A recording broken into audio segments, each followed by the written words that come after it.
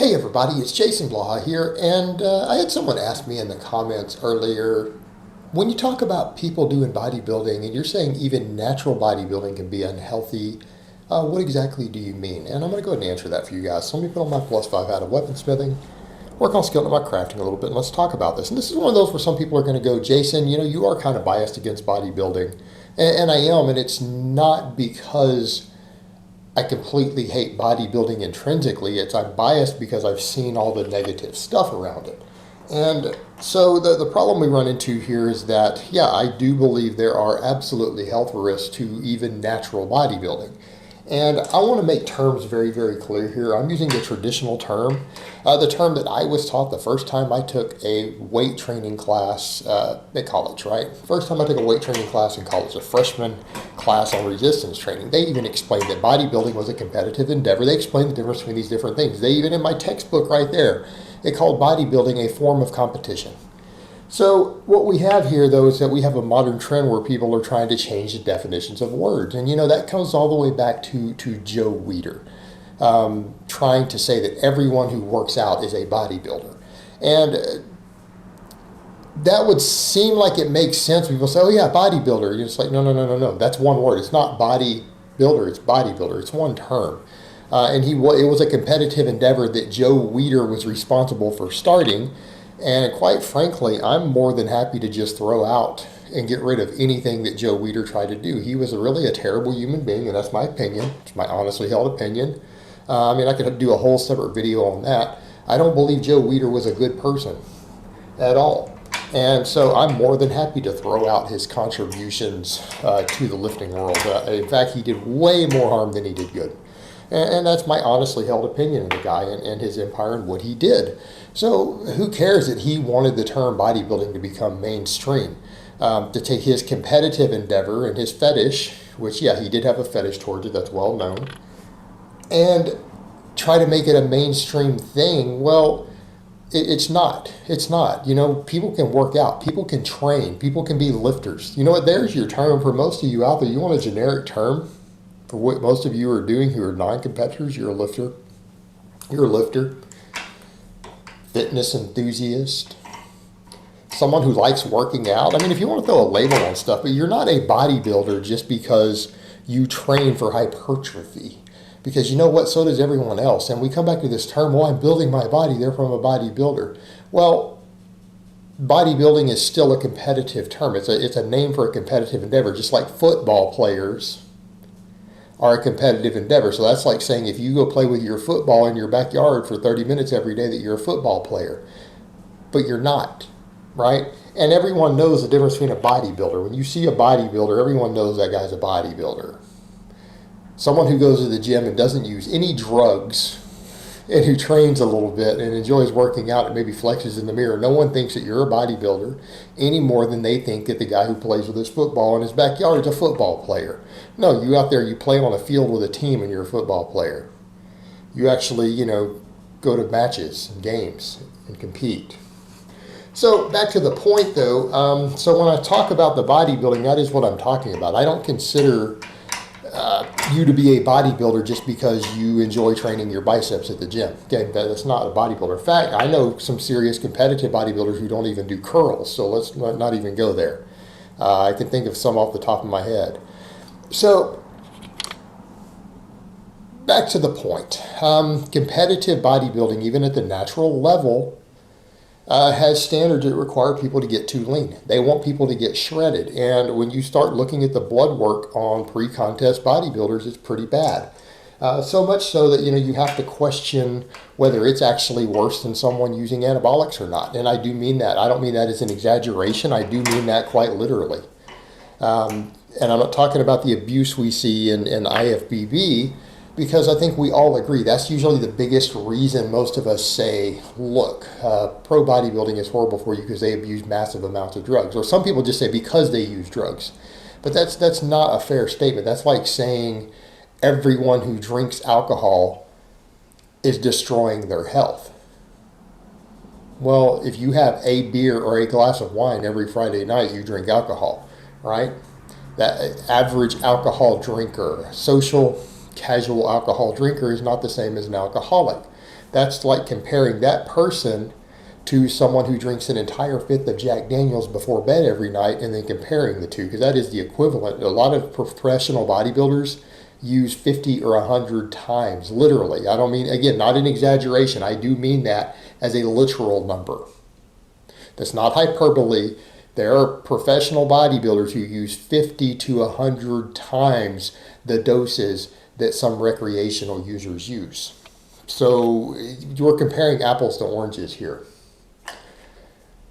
So that being said, I mean, when you start looking at the blood work of pre-contest natural bodybuilders, I mean, if you were to pull their blood work, objectively speaking, you were to take someone else who's walking around at 12 or 13% body fat, or 15% body fat, who has a healthy diet and who works out, who's on 300 milligrams of testosterone a week, because we have studies on that where blood work was pulled. And that's exactly my point. You compare them to a guy who's 3 weeks out from a natural bodybuilding show. If you were to have a medical doctor look at their two sets of blood work and just say objectively, which one of these two people are you more concerned about? Which one do you think he's going to have a problem with? It's going to be the natural bodybuilder. He's going to see way more red flags.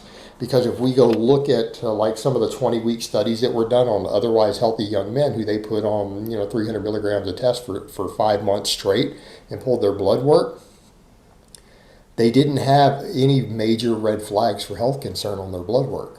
Some of the guys who they used double that amount, they started to see some minor red flag concerns as far as lipid profiles go, but it wasn't like as bad as someone who eats McDonald's every day level bad, right? So you compare that, which, it's like, okay, there might be some concerns. We need to be looking at this. This could be a possible health risk, and reasonably so. You compare that with the blood work of guys they pulled who were down at 6% body fat,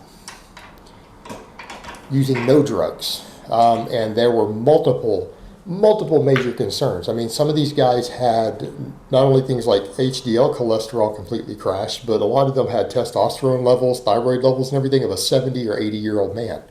All right, now that's not healthy. It isn't healthy.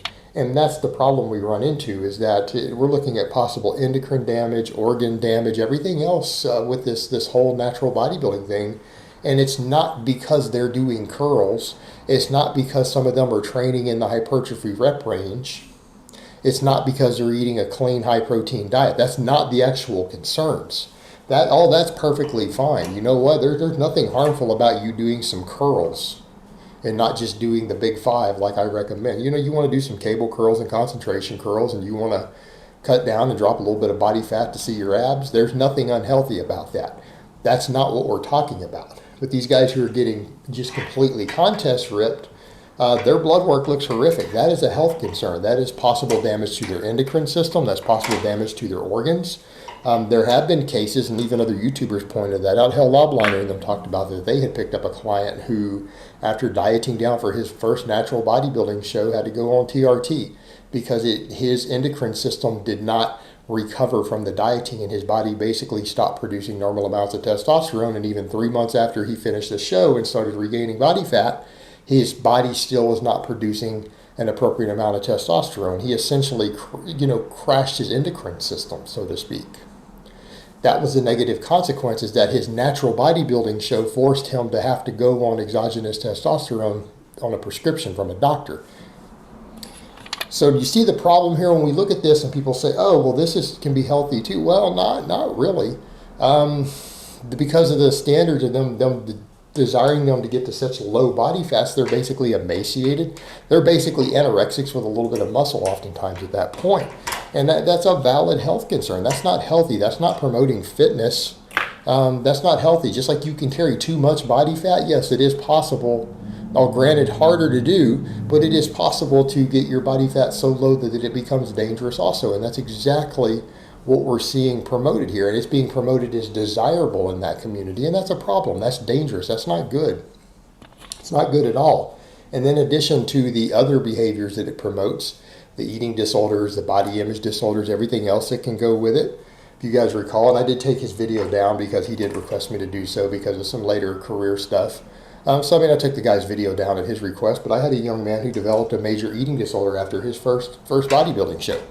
He developed a severe eating disorder as a result of it, that he didn't have beforehand, to where he became so obsessive with his food and having to weigh and figure out how many grams of carbs were in a packet of Splenda to go in his coffee, that it really, really messed with his life on a serious level. So there's also that to factor in. There's a lot of things going on there. Now, am I saying that that's the only dangerous competitive endeavor? No, of course not. I mean, people say, well, what about you in powerlifting? Yeah, powerlifting can be pretty dangerous too. But people need to be aware of that. The difference is bodybuilders aren't out here telling you that there are risks to competing in a natural bodybuilding show. No one's saying, hey, this is reckless behavior. This can hurt you. That's not being said. It's being promoted as healthy. I'll be the first one to tell you in powerlifting, well, because of the drugs, number one, but number two, a lot of people compete at the world level without drugs in powerlifting. It's a different environment. I mean, I'll be the first one to tell you something as simple as competing in a knee wraps division. Instead of standard raw, you go over to knee wraps raw. I think that's dangerous. Sure, that can hurt you. That can hurt you really bad. Knee wraps are actually dangerous. They shouldn't be worn by anyone who's concerned with their health. And that's so. I mean, I'll be the first to say that there are problems with powerlifting, and I'll admit that even having divisions that allow you to wear knee wraps, because then if you can wear knee wraps, then you have to wear knee wraps to be competitive because you might get 80 pounds out of them. Yeah, it can destroy your knees. People who care about their health probably shouldn't be wearing knee wraps. It's a problem. There's data out there showing that it damages your knees. So, I mean, yeah, powerlifting has its set of issues as well. But the difference is most of us are aware of that. We're aware of that. We're not promoting it as fit and healthy. But you come online and it's, oh, natural bodybuilding is perfectly healthy. Well, no, it's not. Unless your definition of natural bodybuilding is not the traditional definition of bodybuilding and you're just talking about working out. Hey, lifting weights and eating clean and eating a healthy diet with plenty of vegetables and protein and whole foods and going and lifting weights and resistance training several days a week. Now, if that's what you're talking about, hey, that's great. That's awesome. Everybody should be doing that. Every human being on the face of the earth should be doing that. I agree. But that's not bodybuilding. All right, guys, but that's really all I have to say on that today. I hope it's been informative, and I will talk to you guys next time.